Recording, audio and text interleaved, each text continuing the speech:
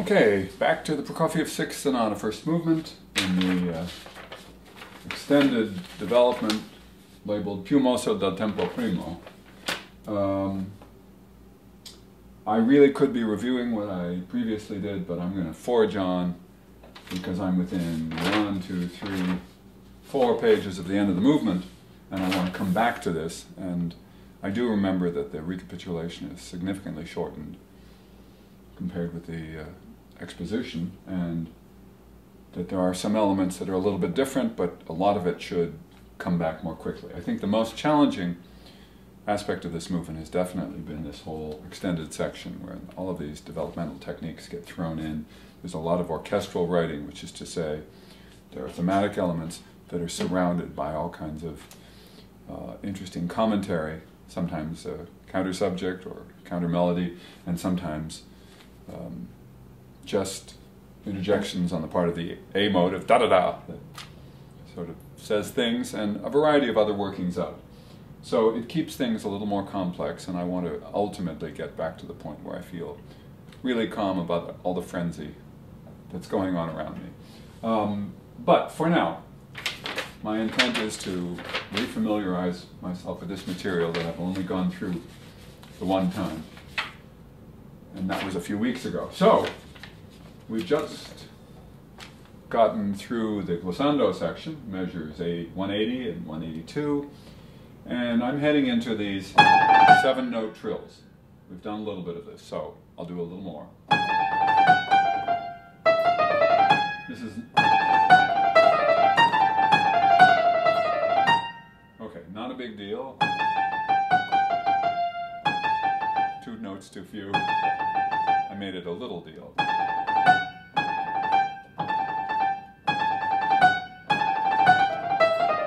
I don't want to, at breakneck speed in a concert, have to say, ooh, did I count the right number of repercussions?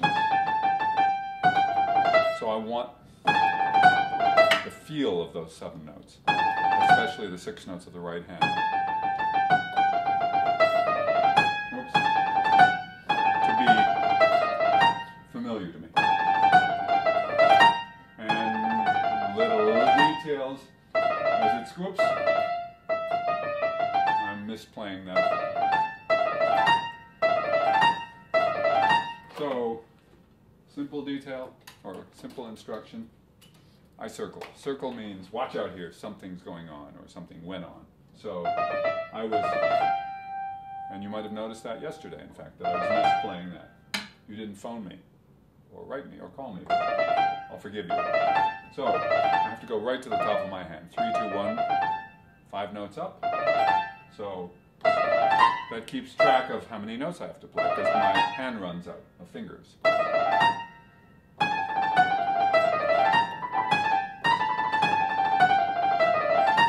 And here's a recurrence.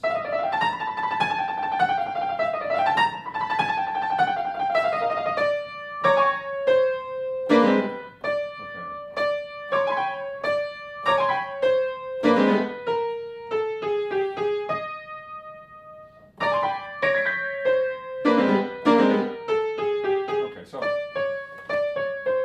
again, I'm not going to take anything for granted. I'm going to put in the thumbs just to indicate where the hand turns. Thumb, thumb, thumb. And then I could certainly do something other than going from 2 to 1, A flat to E flat. But there's a break in the line. It doesn't much matter, you know.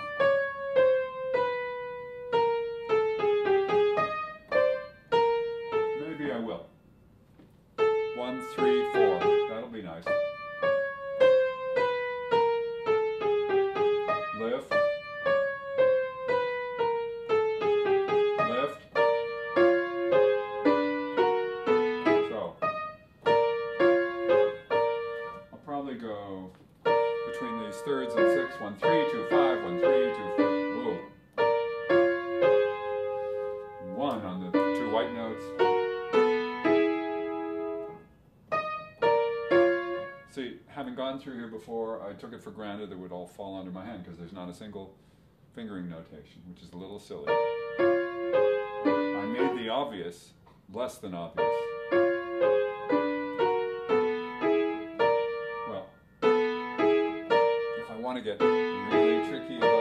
proportions. I could do a finger substitution here.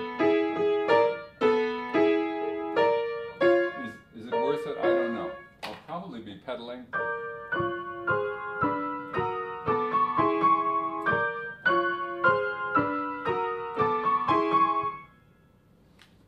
So I don't really need a full finger legato, and I certainly don't need to suffer from an excessively complicated finger substitution. People will argue with me about that. I mean, some people are much more organ-like in their orientation to those kinds of things. To me, it really depends. If the pedaling is a significant part of how you're expressing yourself here, then it matters less, or not at all.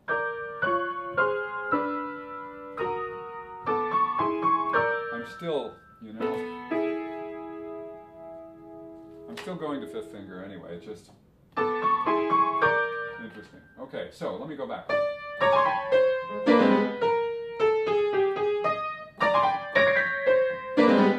How nice of Prokofiev to have these all starting on B flat. So the worst I have to keep track of is what register.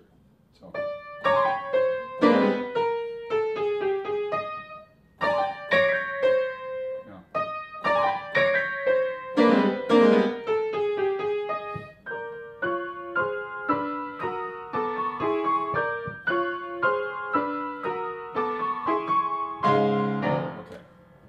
I remember, this is actually the place I got to yesterday. Here's where we have one of these pedal point areas. Ostinato. Ferocious ostinato.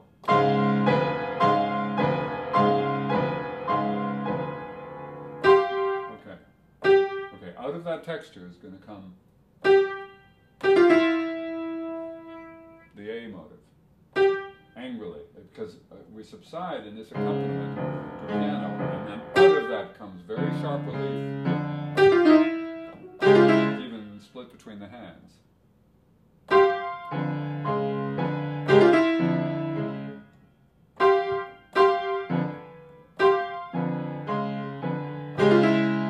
Too loud in the left hand.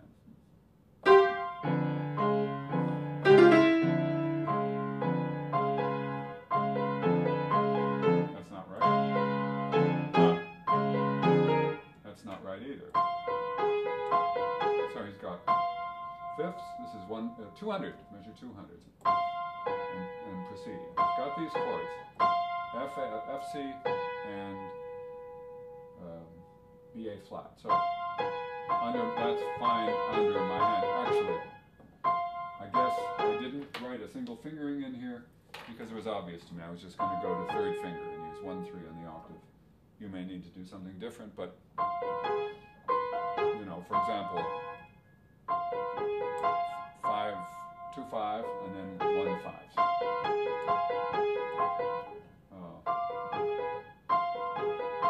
My fingering, well, that fingering involves letting go of the thumb and reiterating the thumb on the octave.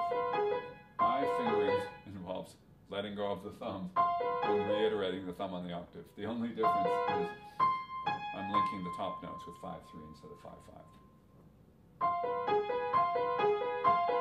Well, the other difference is if I'm doing that, then I'm using thumb 3 times in a row, which is not great, but gives me a little more control over the top notes and connection. So.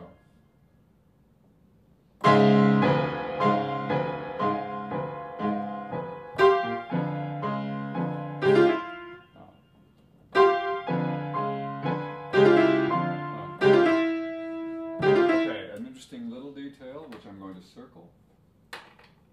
He put one of those never-ending tie signs on this E in 199, which is to say,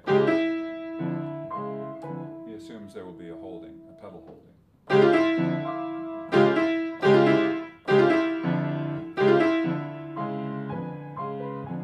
Or it'll dissipate sort of its own accord without an abrupt release. So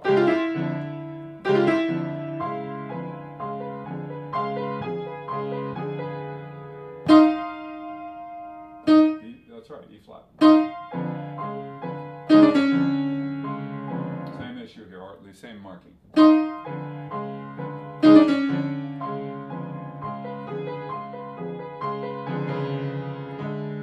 Okay, so Prokofiev draws our ears to the new moving voice in the bass. We have in 203, same ostinato, same place. 1, extended to 3-2 measure, 1, 2, 3, then this. To keep my fingering straight, I've got to stick with 2-5. I was originally going to do 1, 5, 2, but then I'm stuck for the next chord. So it's one of those things, you just have to put up with it.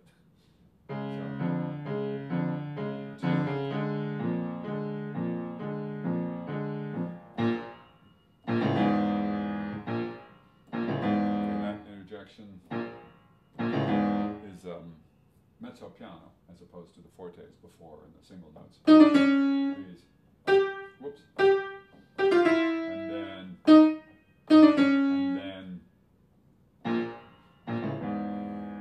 ominous. So.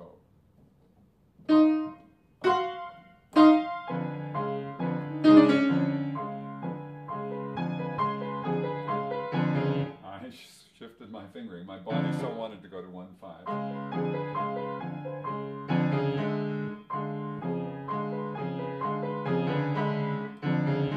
I've got to shift my attention to the left hand. That's what's doing me in here.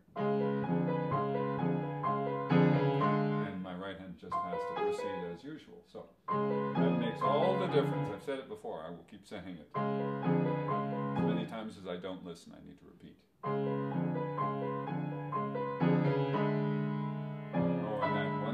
Shift to the B.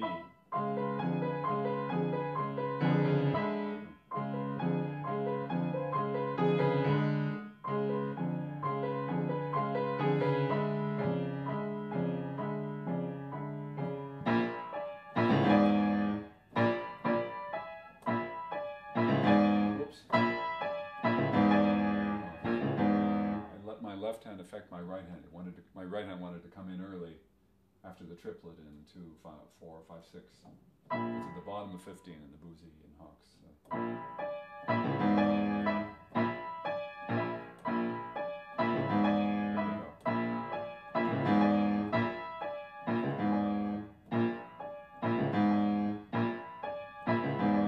I've got to make sure there's no discomfort here. I'm playing 3 thumbs in a row and I'm trying to play mezzo piano, so I've got to be careful.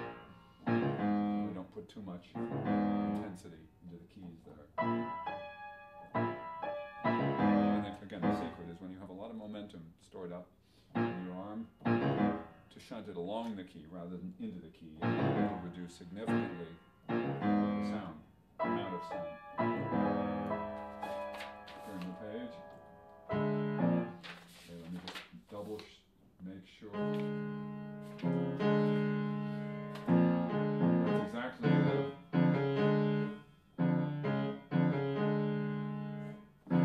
I'm having second thoughts about my 203 fingering. Let's see, 5, 1, 3, 2, 5, 1, 3.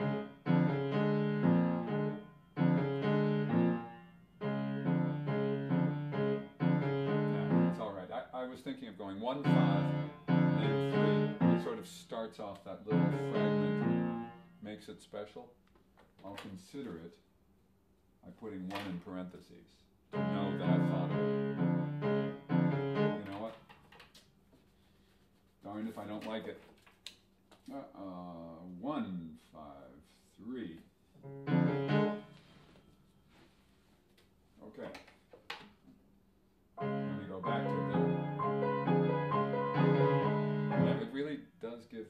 It shifts my attention and it makes it special. I like that.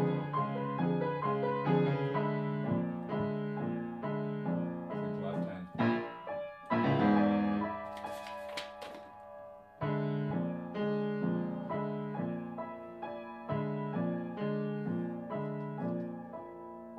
Andante. 211.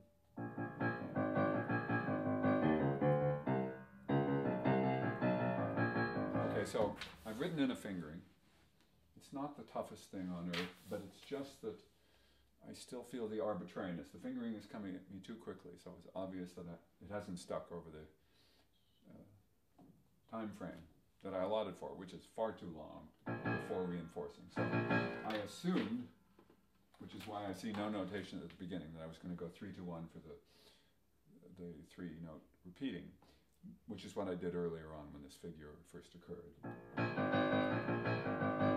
So the significant fingers are when I stop playing the 3-note groups. A 3, and a 3, and a 3, and a 3. Now, 2, 3, 1, 1. Unexpected for me, because I try to avoid these situations usually. I'm finishing a group at 2-13 going to 2-14 with a 1 and starting again on 1. Finishing on 2 and starting again on 2. Finishing on 1, starting again on 1. No wonder I couldn't figure it out.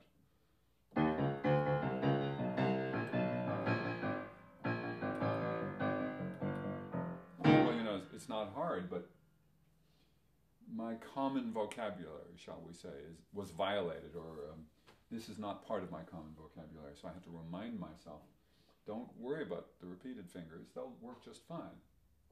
3-2-1, 3-2-1, 3-2-1, 3-2-1, 2-3-1, 2-3-1, 1-3-2.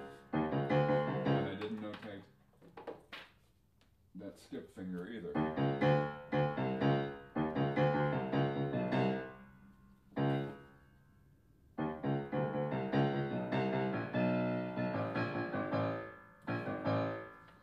Oh.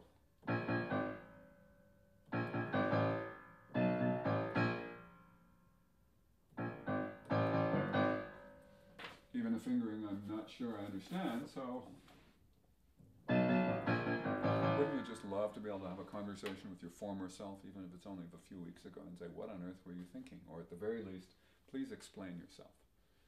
That's what these pencil scratches at least give me a certain opportunity to do, is to communicate with my former self. But if I'm not clear, then they're not very helpful.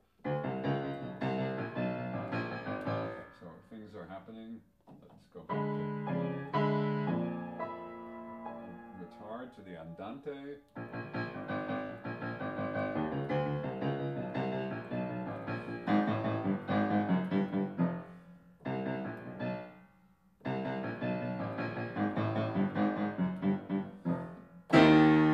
And the reprise. Okay. Oh yes, and I remember talking about this. It's the original theme, but the notes are reversed from what we had originally. We had A going to D sharp, and there are some significant differences. I've even written diff. And then the A that is invoked is lower, so he wants a bassier register to start with. And it's forte instead of fortissimo. Okay, so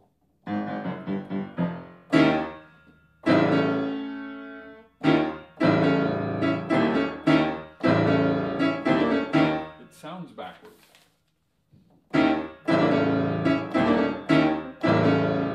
It certainly sounds bigger because of the bass. And I can certainly understand his wanting to increase the intensity later on, like at measure 225 he gets to fortissimo, so he's holding back.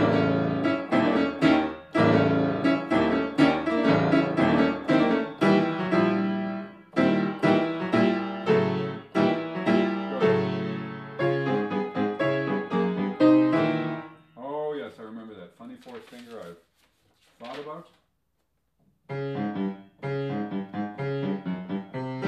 Well, I'm still doing it. I see I haven't changed my mind.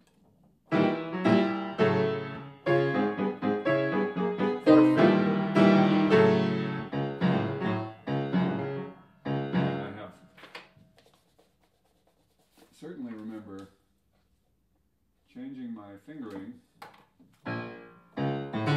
for the first 3 notes of the left hand there. That helps a lot, and I'm going to change them here too. 5. Put it 1 note too late. So.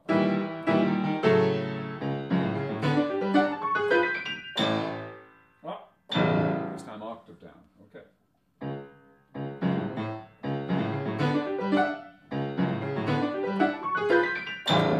I feel it doesn't take any more effort to, in that amount of time, to feel where you're going.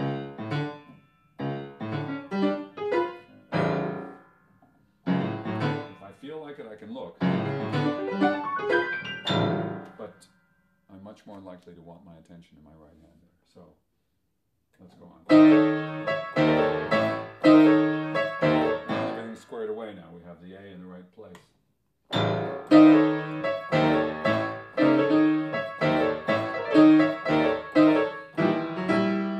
The straight version without the varied version that we have in the original statement. Now we have new material.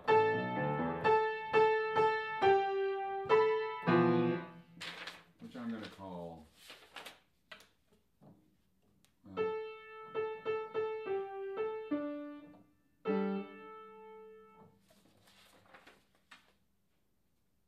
what am I going to call it? Well, it's part of the complex.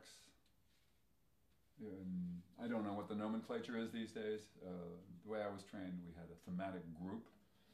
So the A theme, the first thematic group, for example, and this theme is a link, a part of the whole large main theme of that. It's a link between two iterations of that. So this recurs, but it certainly recurs under different circumstances because we have it in octaves, highlighted. Originally, we had all that dancing around. Here, we have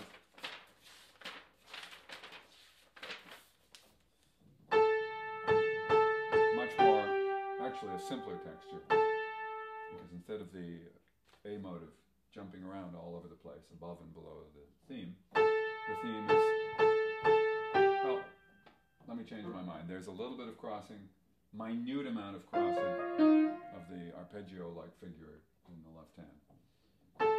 But the division is much simpler. So 3, 4. And as a reminder, yes, this is an augmentation. Everything is twice as long. And of course, another difference is the falling fifth isn't there. We don't even have the piano chord. I've noted that before. So,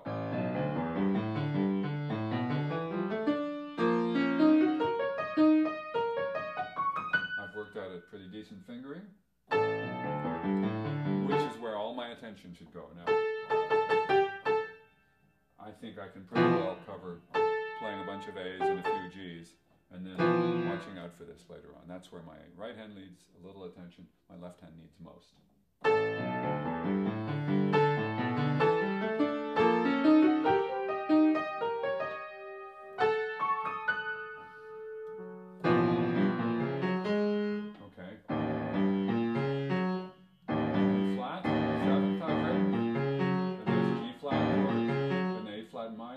No, that can't be right.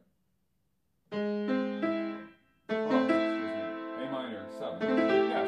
Well, I've done a pretty good job. Why would I call it? Oh, here it is. E flat 7th. A minor.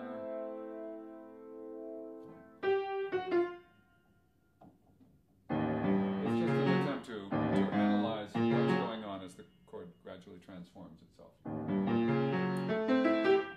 I don't know if it isn't more worth it to identify the 3rd, 4th, and 5th notes as a G flat chord.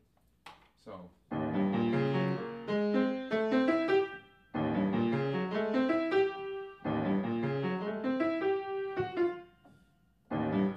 I had a long discussion about theory and with some literary people about literary theory, which is somewhat different from musical theory, but the bottom line for me is when the theory helps to enable you to be more persuasive in your performance, then it's useful. When it hinders you, then it gets in the way. So you have to make sure that even if you're being arbitrary in your labeling, if the labeling enables you to find a heightened sense of connection that makes what you do persuasive and also honors what you believe the composer's intentions are, then you are using theory in the absolutely the best way imaginable, and the way in which theorists will tend to agree, much of the time, that understanding is in the service of recreating the music, that we want to be able to understand the music well enough to make it as persuasive and perceptive as possible. So here, I have at least 2 or 3 ways of describing these chords. So right now, although I wrote E flat 7th, because the first 4 notes are E flat 7th, well, that's pretty simple. The 3rd, 4th, and 5th notes are G flat major. So, which is right? Well, it's a transformed so they're both right. And probably some other more holistic view that includes the complex of all those notes might be able to describe them in a different fashion. Doesn't matter. If it's useful.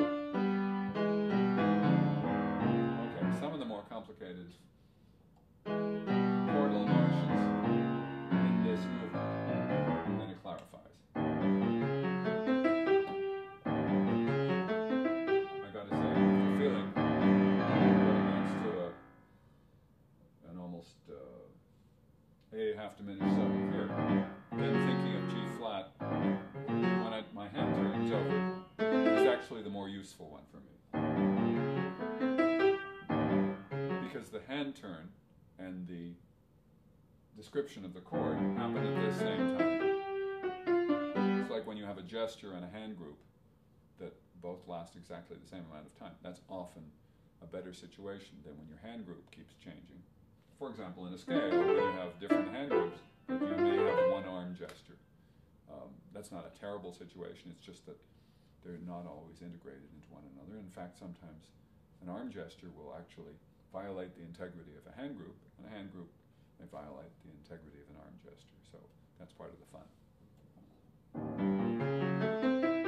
Let's call it piano technique diplomacy, when different parts of you talk to one another and argue.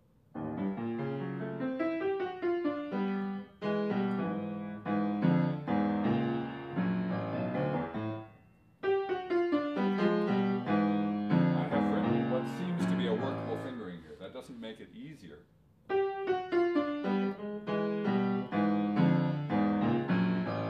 I need a reminder as to why it works. When my hand turns, I get my first third under my hand, then 3rd to 6th, 6th to 6th, 3rd to 6th. 6C. It's actually an augmented 5th, but it looks kind of like a 6, but the smaller 6, the 2 black note 6, minor 6.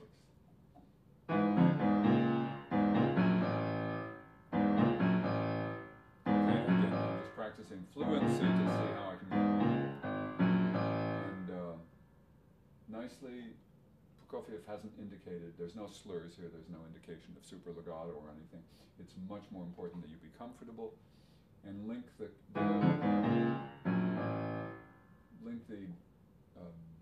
pitches linearly, melodically, but not necessarily in a legato fashion. The linkage is in making sure there's a sense of ease about how you get from place to place. Very often, especially beginning pianists, think that legato is some kind of a purist thing that you have to shoot for, mostly with your fingers. And the fact that the piano is an inherently non-legato instrument can't be stressed too much, that we have to find ways fraudulently of representing legato that gives the greatest sense of flow in the line, regardless of what your hands are doing.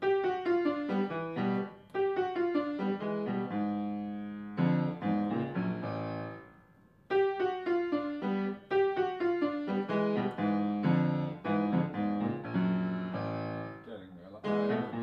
It's easy at the beginning, so I've got to start practicing the linkages that are less easy.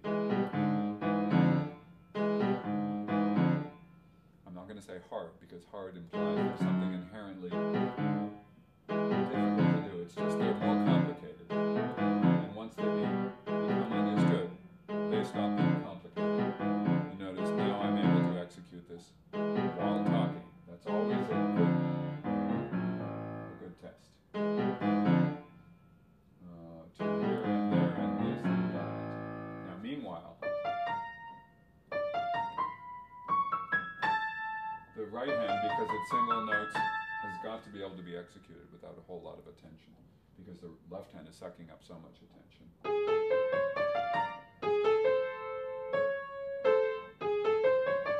flat, C sharp minor.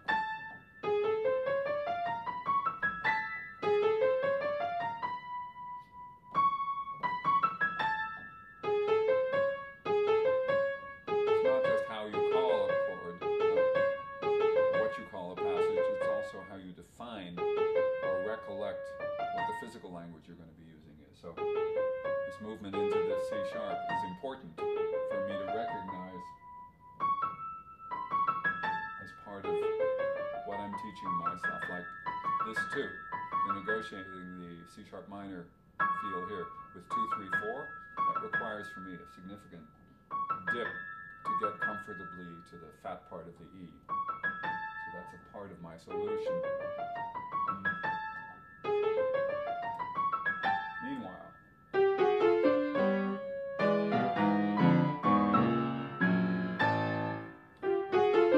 this part is the easy part.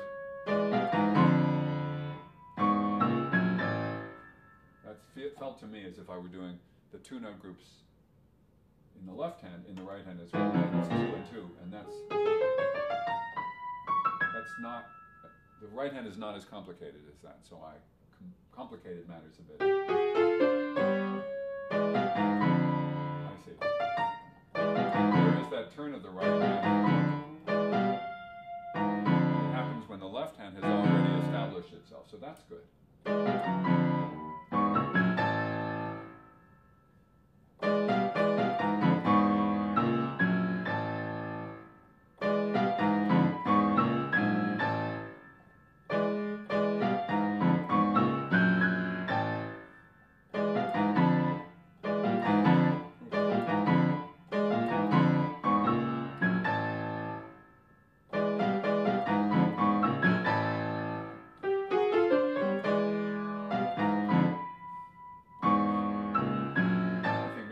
Just practicing it beyond the point of comprehension. In other words, I'm letting these slightly bizarre note combinations interfere with the simplicity of physical design. This is simple. Okay, so that was practically it. In other words, I felt a calm inhabiting me.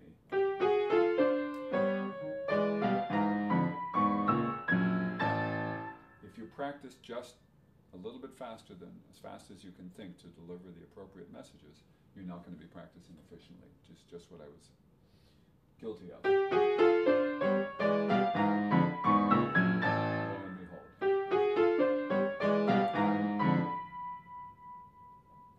Mental breath, get the C sharp minor, ready.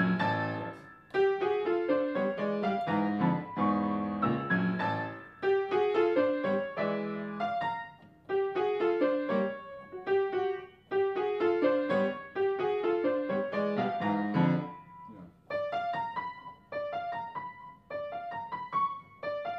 Now, I've been a little bit put off by delivering this B. I mean, it's the very next white note. It should not be at all difficult. The other thing I've been doing is anticipating the slightly awkward position of the C sharp minor coming up. So, if I don't, if instead I concern myself with the comfort of my hand on delivery, what gives me the greatest sense of ease and simplicity here is when my second is already in place, and my third, even though my third is not going to play an E flat or a D sharp. By going to 1, 2, 3 on white, black, black, I'm going to the ultimate kind of position for my hand. I mean, this is the way the keyboard was designed to take advantage of the short, long of the hand. So I go for that position. The fact that I'm only going for the first two notes is not what's relative. It's relevant. It's relevant that this is a truly comfortable and dependable position. So I go to that position, then I make the adjustment later. And if I anticipate and make the adjustment early and get uncomfortable with this, then I'm much less likely to trust it. Whoops, I did it. So in other words, go to the C sharp and then do the last three notes. Obviously, I'm way beyond tempo now, which is a good thing. So, didn't quite nail it. There it is. And I'll practice sometimes to play both notes, to make my thumb realize that my second is needed to give it a sense of security.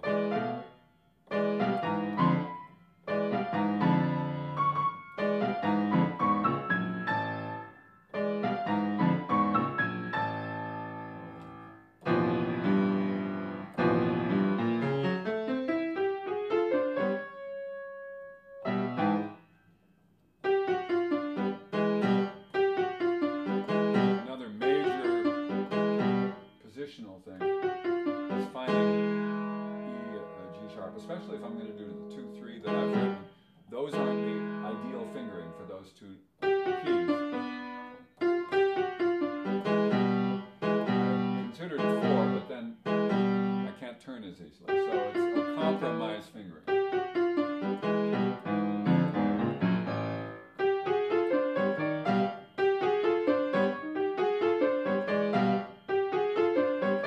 Well, then, of course, if I look, it's not cheating.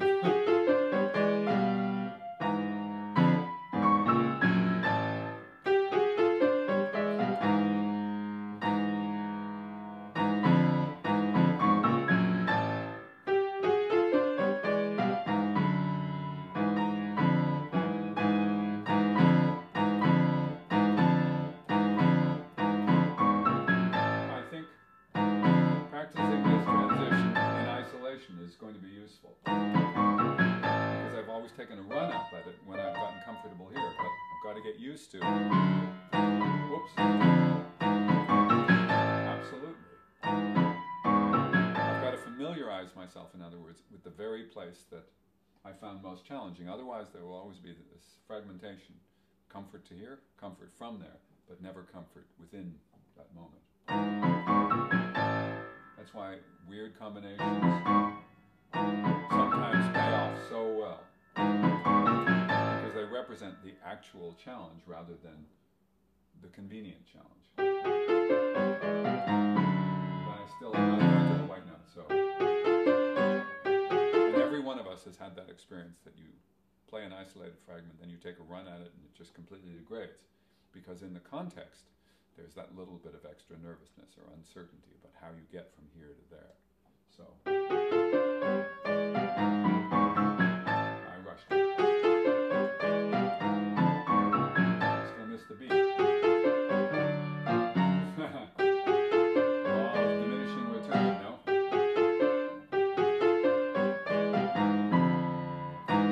Getting to there. That's it. That's really it. I'm going to draw a significant line to indicate.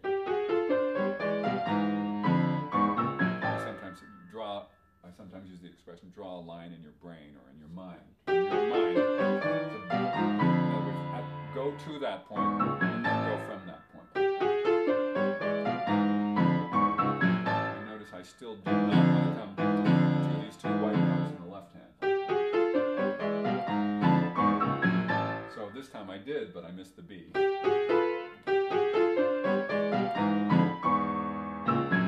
I thought it worked. I'm still a little afraid also to let go of the score.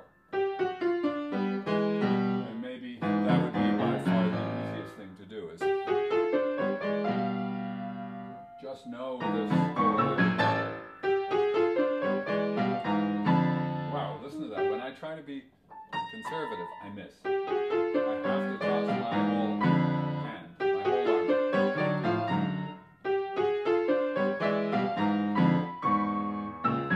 Change my fingering in my left. Okay. Whoops.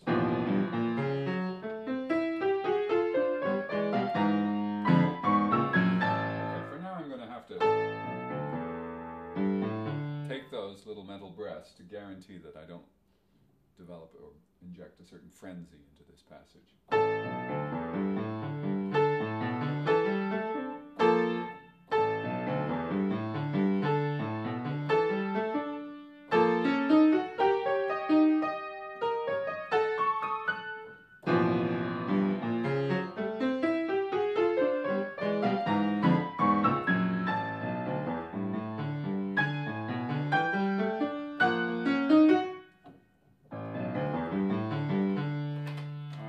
Just do some redundant markings.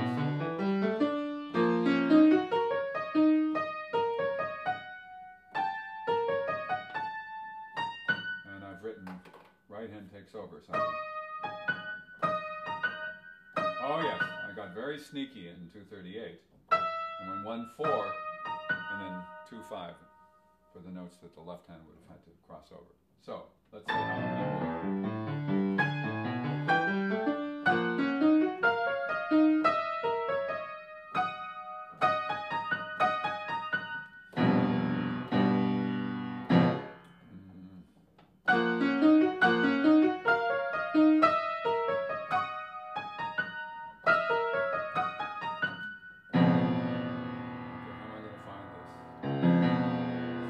Diminished 7. What? Oh, it is. There it is. It's not what's written, but that's what it is. For convenience. D7. Oh, he's meandering around like crazy.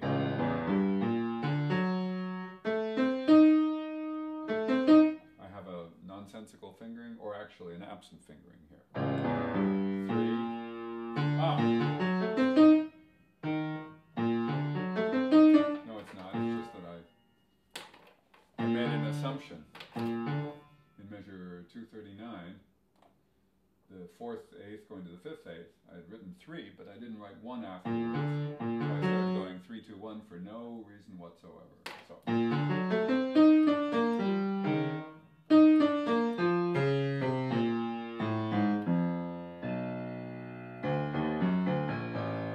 Worked out a decent fingering.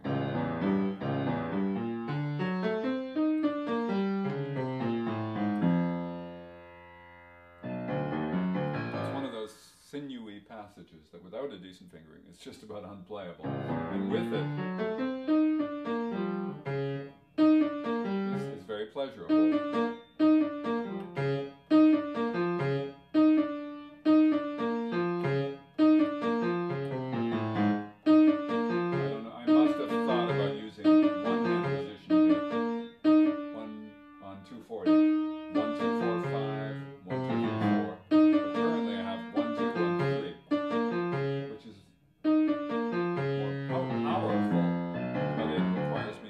Responsibility for where I am and what I'm doing. So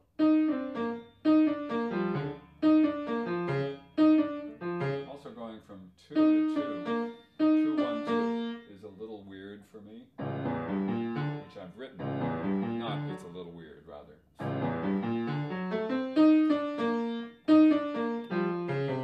Okay, so it's not so weird if I just finish it.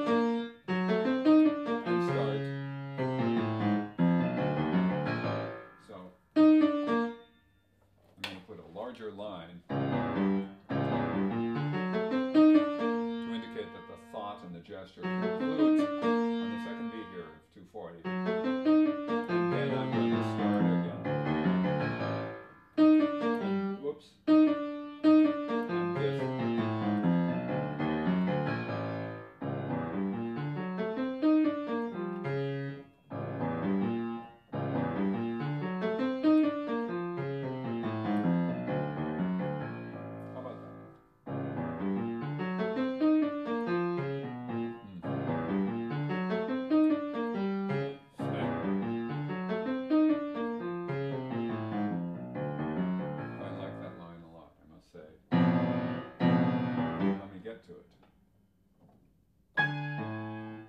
236. Oh, 4.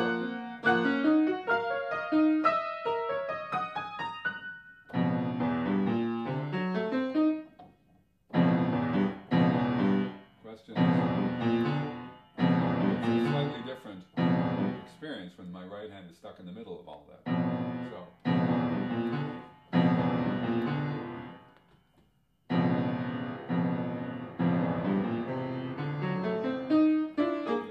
Different solutions that are possible. I could certainly play the whole chord in one hand if I wanted to.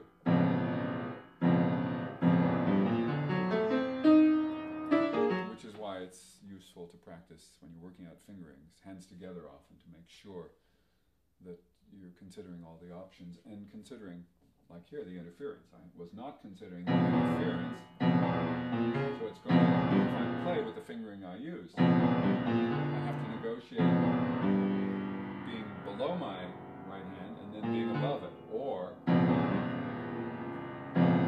doing something close to impossible. Well, okay, so if I'm above it, to start with, sopra. Okay, that'll help. Let's see if I can get there. Where was I? I see.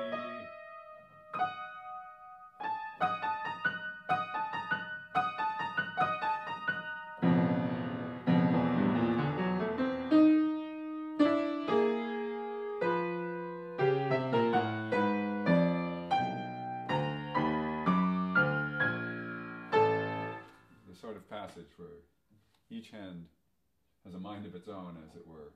With the coordination, finding the little tidbits, the little chunks that act well coordinated, that enable you to grab hold of them and say, oh, that makes sense. Finding those is really important.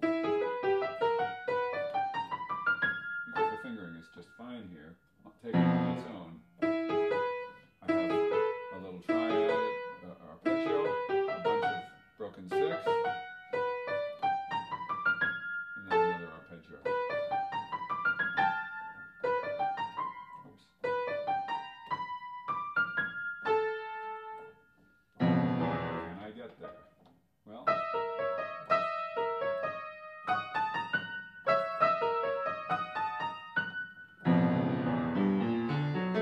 yes, I can. I'm also probably going to use a sostenuto pedal to help clear the texture. My guess is right after the first eighth note. So I'm going this holding.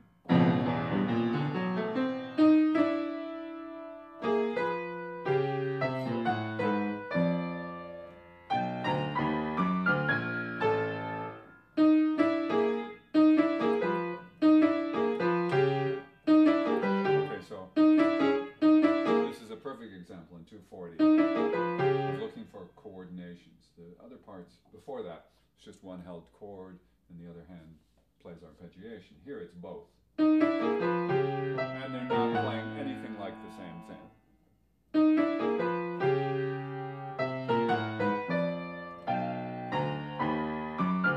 This is one where I'm going to play it backwards. Not literally backwards. I want to see how it ends.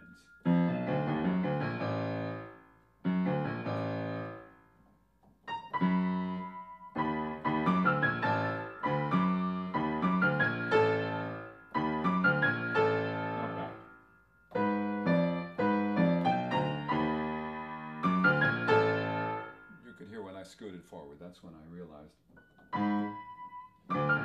everything is going to have a simple momentum, a simple gesture. I can just launch it. I like to make this point, you know, you launch your arm into the air if you're making a fluid gesture. Once you've launched it, it will continue naturally. You don't have to think about it all the way through. So similarly, a coordinated gesture,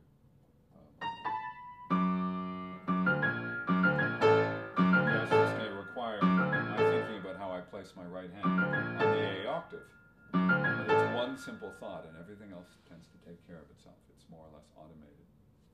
So there's an efficiency and a gracefulness built into it. And said in more negative terms, there's a lack of resistance. Or a path, the path of least resistance you're looking for.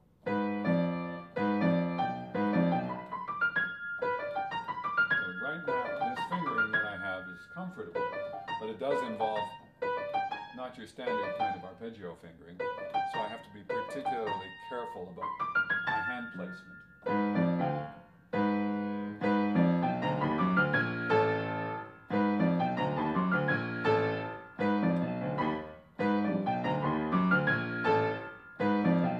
Okay, I'm noticing that my left hand is taking care of itself, even though it's sinewy, it moves back and forth.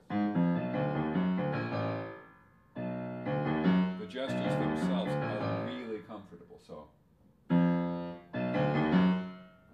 to D, E flat to G flat, all under the hand, perfectly nice gesture, even supports the going into the thumb and the black notes. And then reverse. So there's a nice undulation in the arm. That means I can devote all of my attention to the right hand. So the little curlicues, the shift of hand move. I'm playing from a very odd place, which is useful.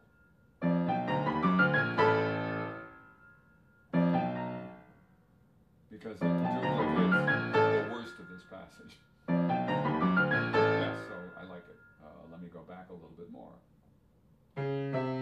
Okay, right now, I'm trying to make the left hand's groups, which feel so much more comfortable than the right. I'm trying to make them define what my right hand will feel.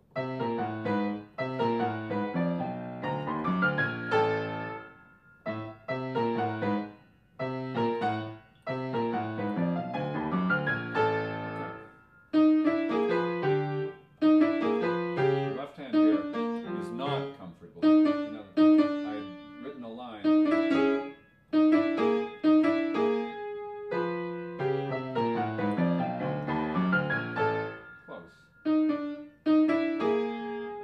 Represented go to here, which is the third eighth of 240.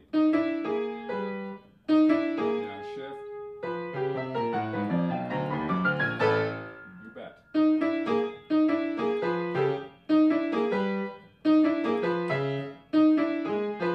That. So this is the critical one. It happens to be parallel, two major thirds. I hadn't noticed that before. And they're parallel and they're going in the same direction. Even one is white-white and the other is white-black. That's not as significant. Okay.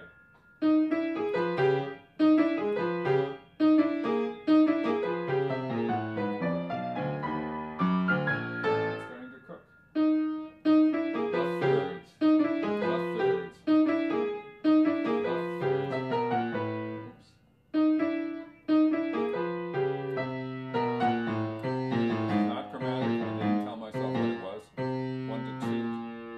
Black note is easier than 1 to 2 white notes.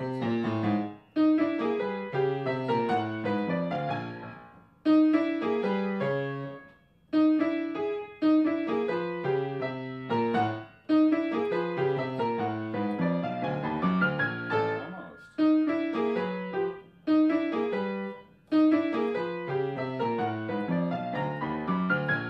I had to smile because when I heard the word almost, I consider it a bit of a dirty word in practicing. I have two paired aphorisms I use. One is hope is a 4-letter word, which is to say you don't want to be hopeful that you'll play well in a concert. You want to know why you are well prepared. And then almost is a 6-letter, 4-letter word, which means that if you keep telling yourself you're almost playing it right, you're really, really fooling yourself, because it's the most dangerous place to be, when you don't have it, but you persuade yourself that you kind of have it, because it'll betray you. So I don't want to be almost here, I want to be dead on. Okay,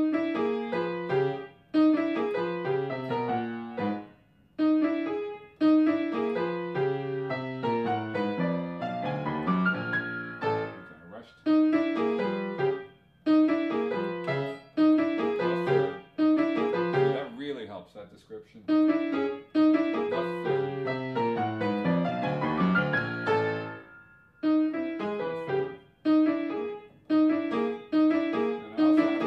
And I wasn't crazy about the second finger before, but it happens that both hands are playing 1-2. They're playing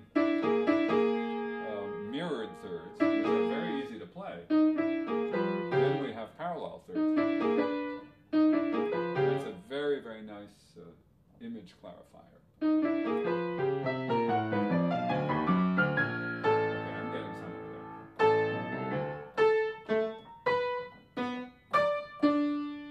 Here's B theme. Again, Prokofiev hasn't indicated what kind of pedal to use, but he has indicated holding these half notes, which can only be held by some kind of foot help.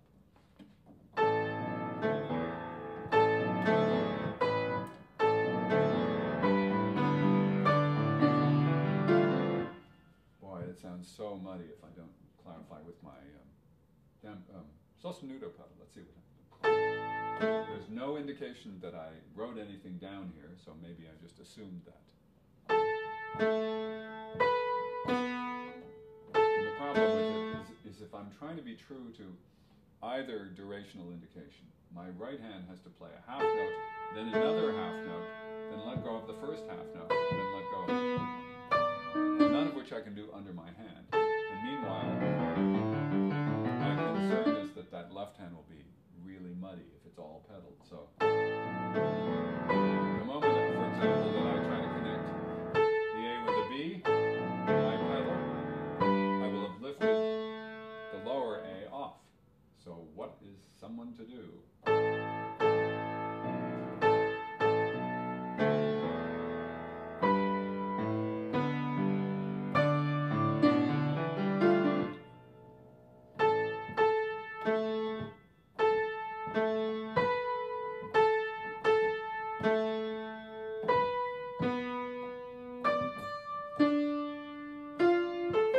That's easy enough because the second measure of this fragment on 243, my hand can play all those notes under it, all those keys.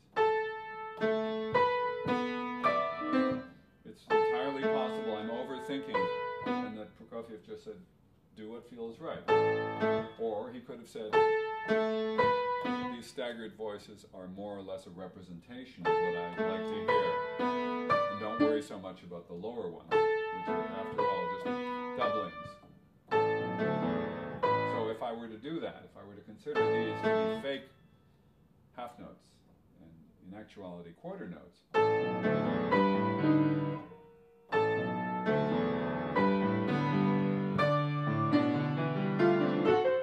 well, of course, that would clarify the melody notes. It would, on the other hand, give away that deliciousness of bleeding through of harmonies, which might be implied there. So,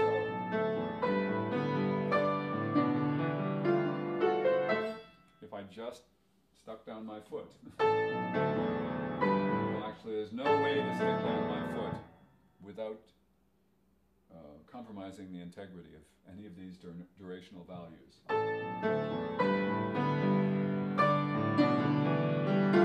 I'm stuck having to make an interpretive decision based on what works for me, because I'm going to lay this problem squarely in Prokofiev's lap. He has written an indication that just plain doesn't work.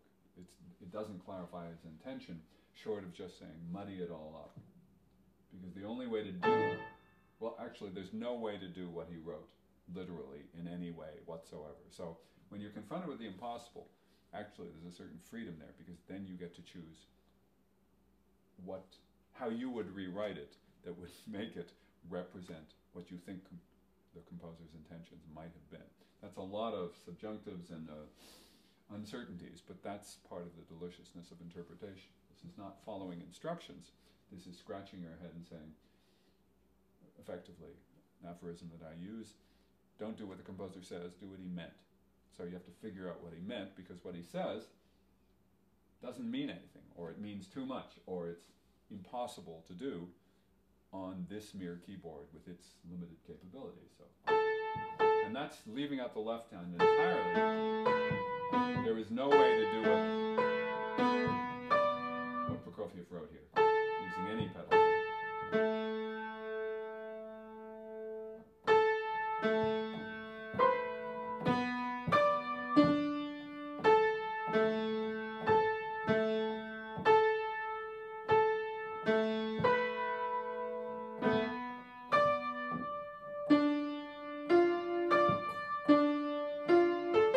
At the very least, on the second measure of this fragment, we have the long D.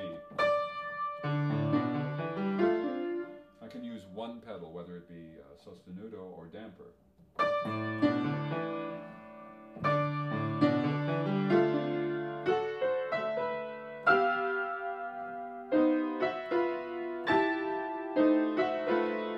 I'm just hacking my way through.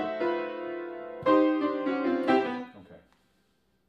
There will be freedom. It looks complicated, but it will be freer by far than this 242, this naughty little problem. I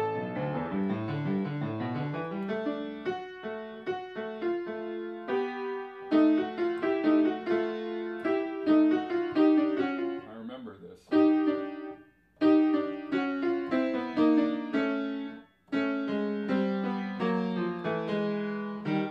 assume. Yeah, oops.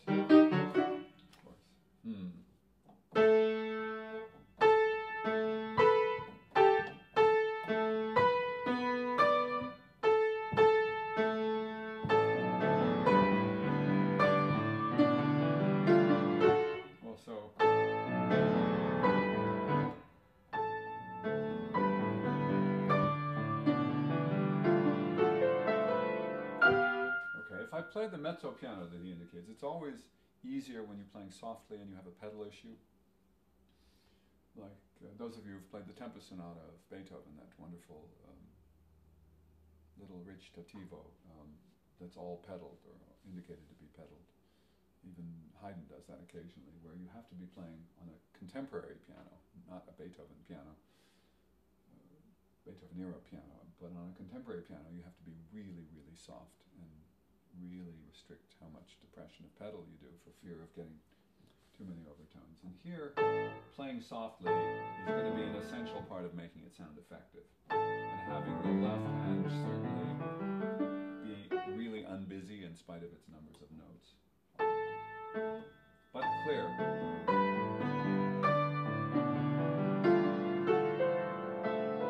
It's already an awful lot of stuff. Let me see if...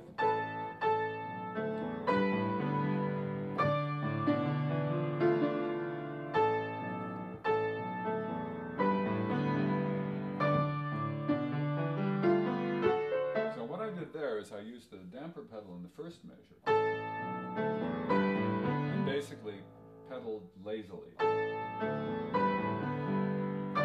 I sort of let all the harmonies bleed together. And here I played with the sostenuto and it clarified it a bit. So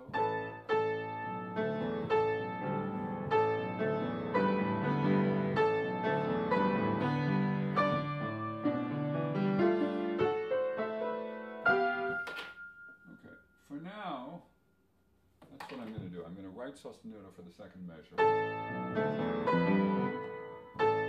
Play softly.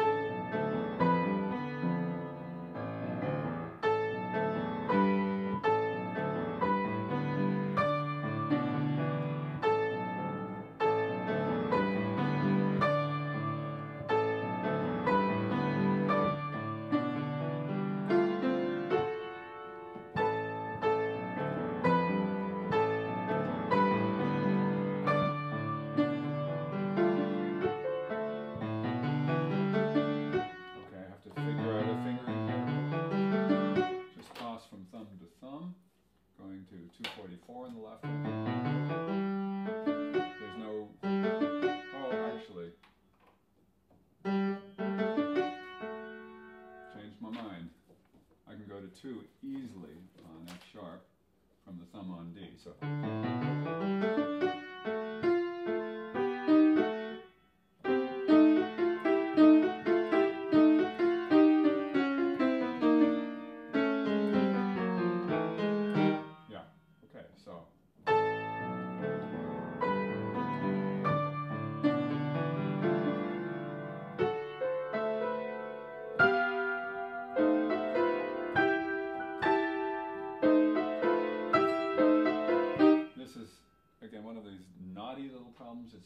difficult to execute, but it's difficult to learn because of the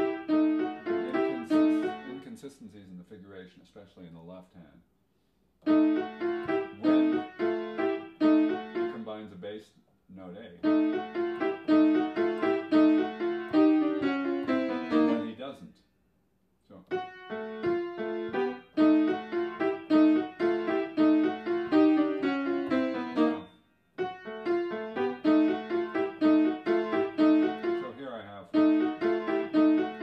Three in a row, a quarter note apart, that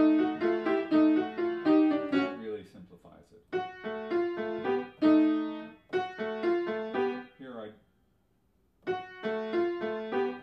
have three in a row as well.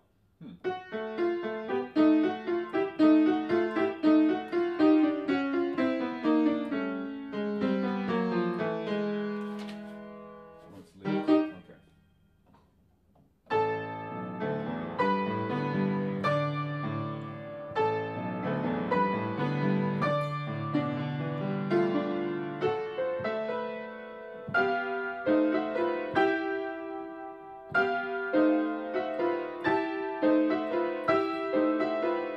So, interestingly enough, the easy part, or ostensibly easy part, is the more challenging part. The right hand is playing all white notes, octaves plus this filler detail.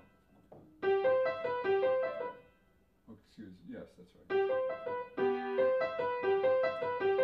Shared part there. So, the placement on those white notes requires more attention than just about anything else.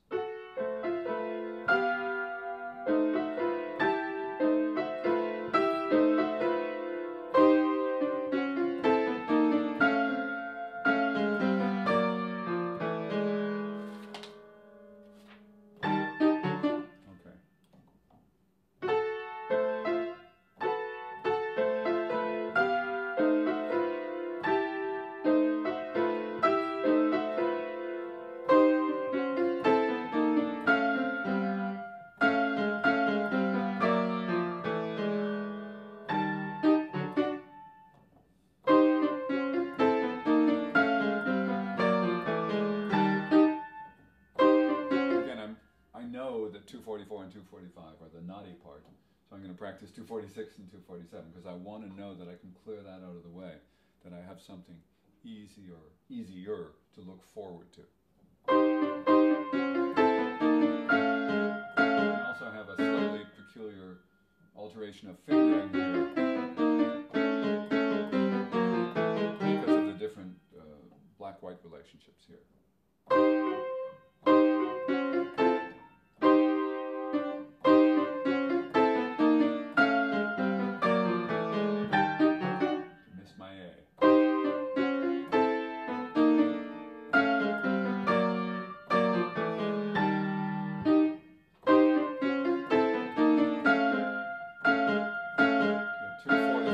That I'm using on 45, 46, 47. It's the best finger I can come up with here. I could go 244, yeah. So I just have to get used to it.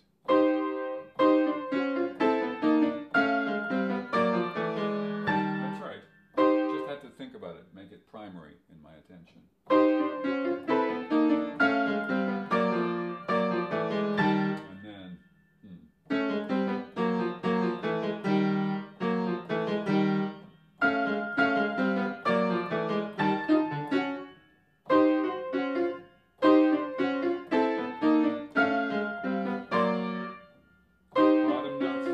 So the alternation is between bottom notes moving, top notes moving.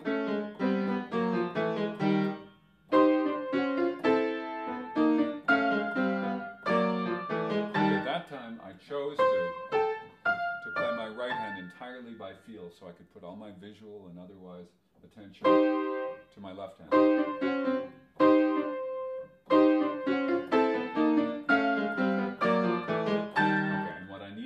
To do that is to release my right hand notes a little early so I could feel my way to the right keys. And that makes a difference. Let go, let go. Yeah.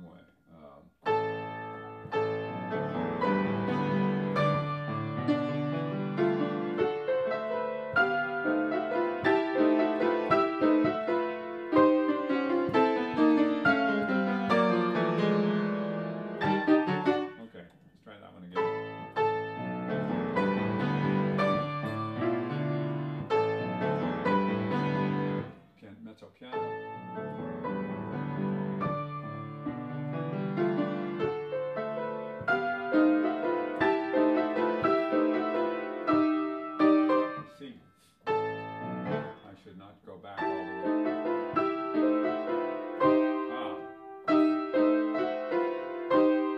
See, what I've not ever told myself is that C is next to B. I know that C is next to B. But what I haven't told my body is find that octave right next, just one step up from where you are. Very easy to find.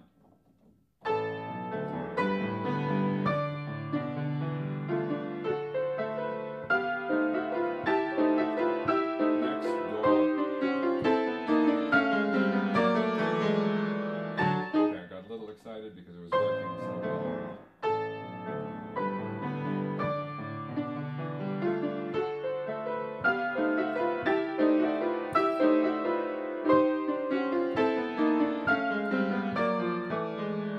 Okay, it's not perfect, but I'm going to go on. Okay, I have to figure out at 248 what these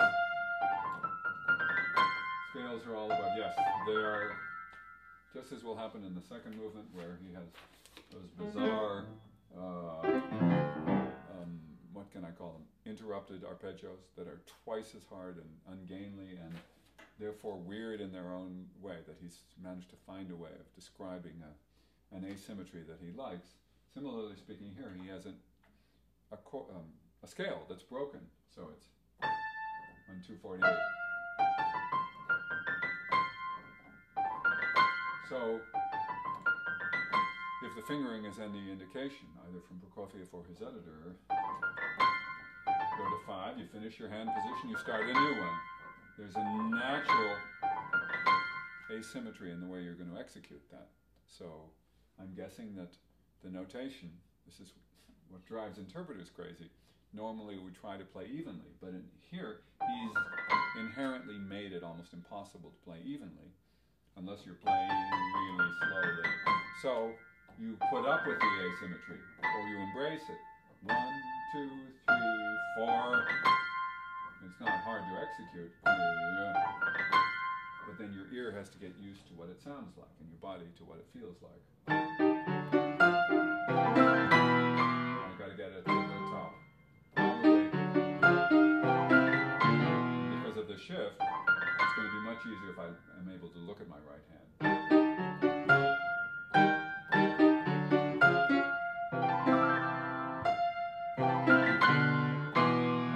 The thirds turn into a fourth in the left hand. I have no indication of fingering. Here I was using 1/3 for these major thirds at the bottom. Different degrees of comfort and discomfort, aided a lot by looking, and then fourths, and then tritones. So this trill tritone I'm going to do with 2/5 on 250.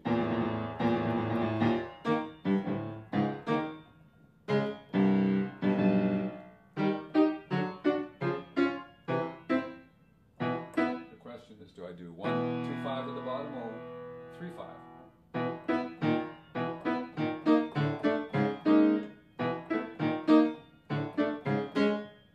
Okay, so it's one of these weird things.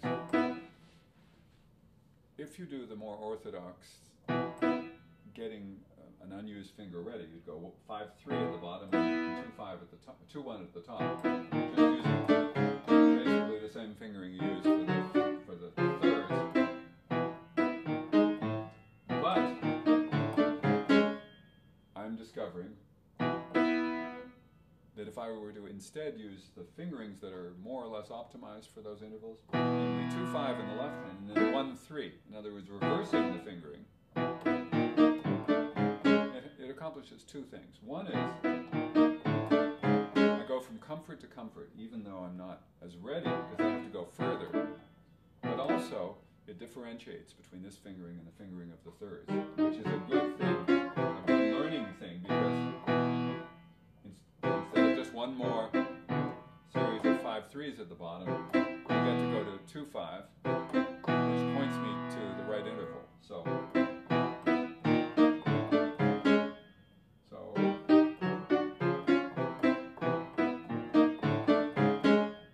Okay, it's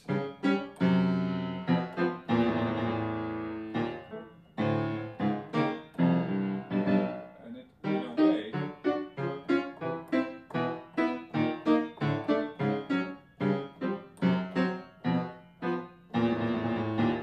makes it very easy to memorize because my body is just sort of embracing it.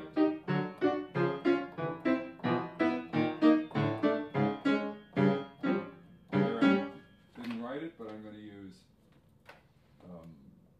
tritone fingering. So I'm going to go 5/2 because I've learned my lesson. By being comfortable, I'm able to fling my hand around much more than by reaching and trying to make the big intervals smaller. My body doesn't care if the intervals are big if it stays comfortable. So I have yet to decide about the white note tritone. I'm going 2 to 5, 2 to 5, 1 to 4, 1 to 4. Maybe I'll go back to 2, 5, 1, 3. The fingering that I found for the other fourth, because this is, from a physical perspective, exactly the same distance in terms of white notes. Hand doesn't know that this is a tritone and this is a perfect fourth. That's just a theoretical thing. It is exactly the same sensation. So let's see.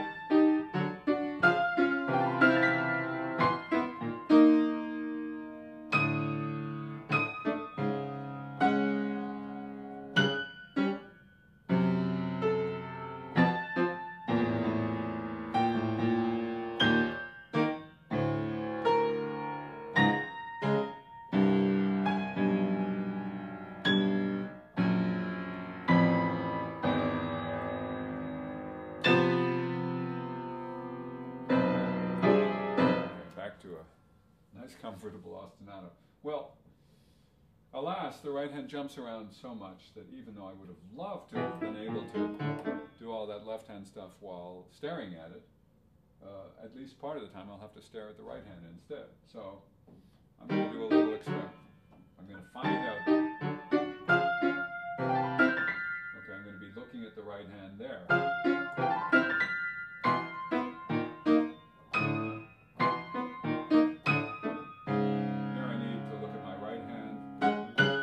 Think about it. Now, A to A,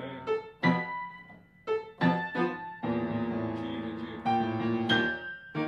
E flat, G sharp, E chord. Okay. Any rhyme or reason?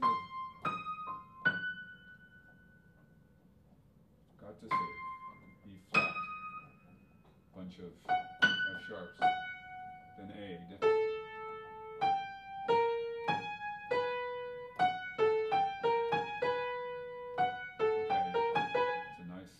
Scale there, so I'm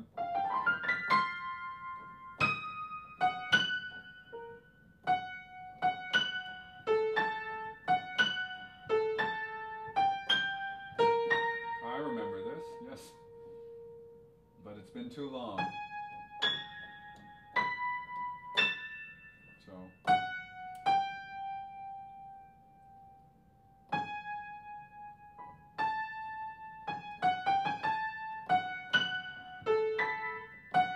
So this line.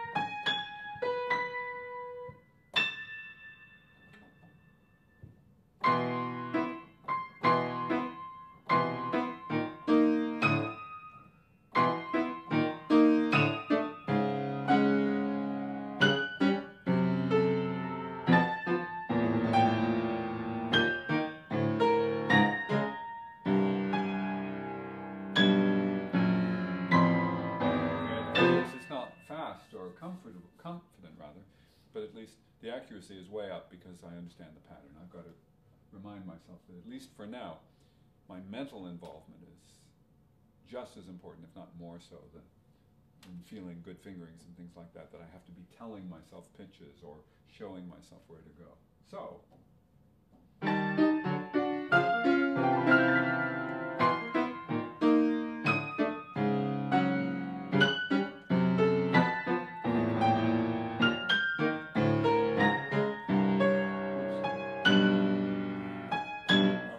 to do. I just played the wrong notes. In other words, I told myself to go to the right places and I went to the wrong places. F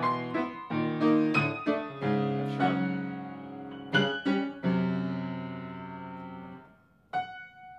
F sharp. Now I am.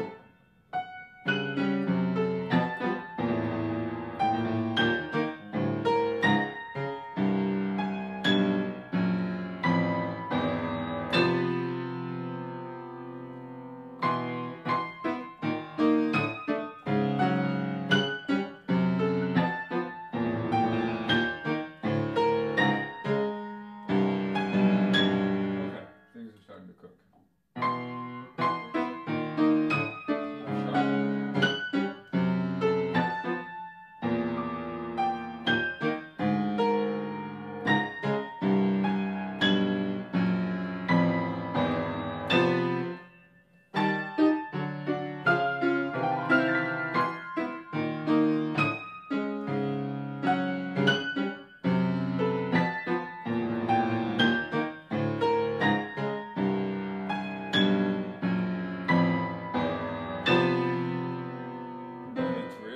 But I've accomplished something. I probably said that when I slogged my way through the first time around, and I'm hoping not to make the same mistake or not to let circumstances dictate a longer layover or layoff. I've got to get back to all of this stuff in the first movement and reinforce, especially the tricky ones that don't tend to stick. So here we are at 253, where this ostinato recovers.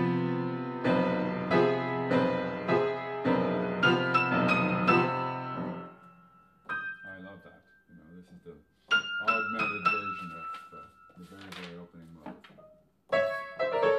And it's been used in so many instances. So, things are coming full circle. I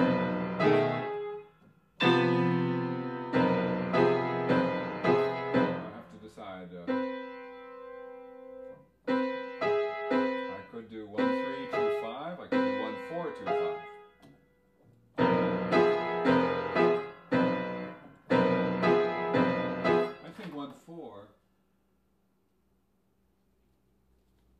It's just I have to swing a little more, but it feels just a little bit more satisfying, more comfortable overall.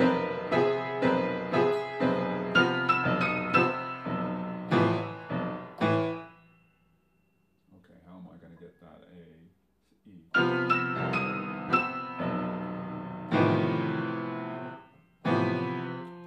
Here. I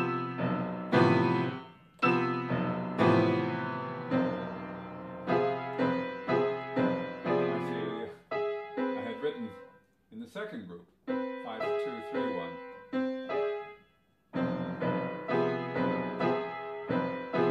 I never even considered the 4 here.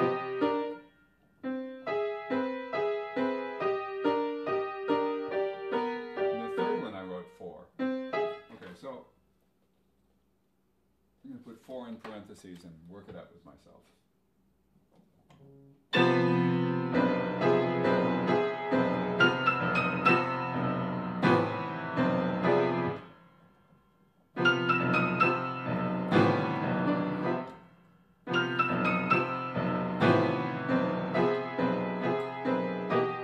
I seem to prefer the 4 now that I've hit on it.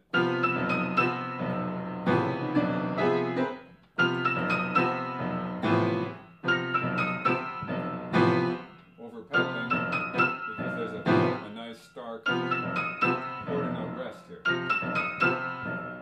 which helps to make that utterance, which is not unlike that utterance, the isolated quarter note at the beginning.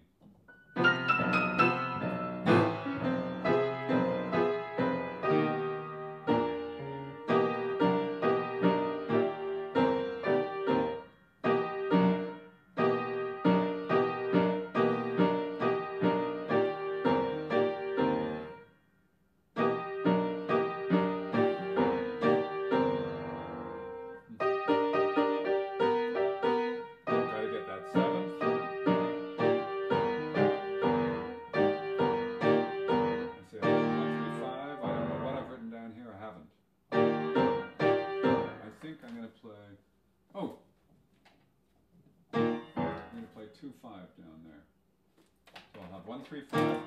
The fact that I'll be using a different finger aids me. I'm also going to do 1, 3, 5 to 2, 5 here. 257. And I'll continue with that. Yes.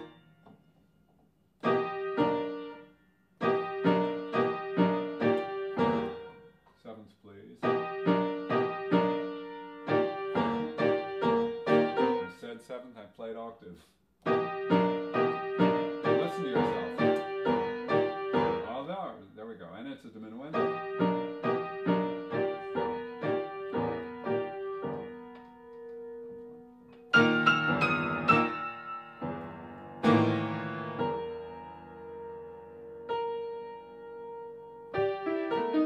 Okay, I need a little separate handwork here for this finger.